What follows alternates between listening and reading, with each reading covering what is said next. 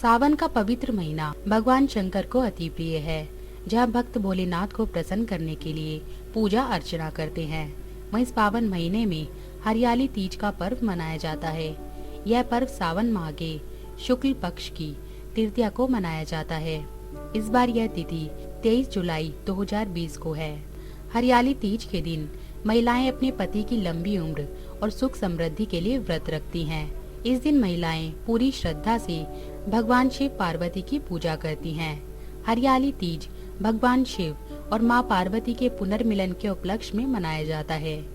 इसमें सुहागिन स्त्रियां हाथों में मेहंदी, नई चूड़ियां और पैरों में आलता लगाती हैं। हिंदू धार्मिक मान्यताओं के अनुसार इस दिन माता पार्वती सैकड़ों वर्षों की साधना के पश्चात भगवान शिव से मिली थी।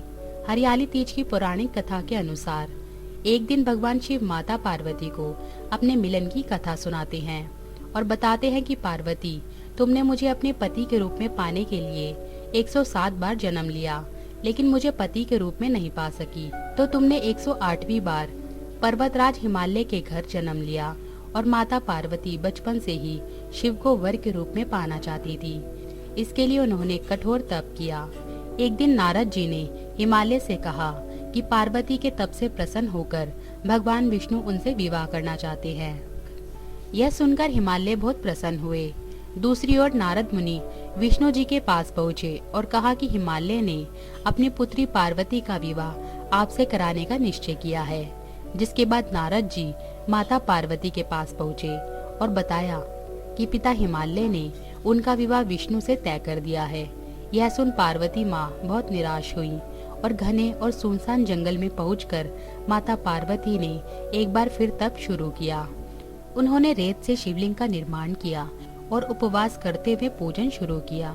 भगवान शिव इस तप से प्रसन्न हुए और मनोकामना पूरी करने का वचन दिया।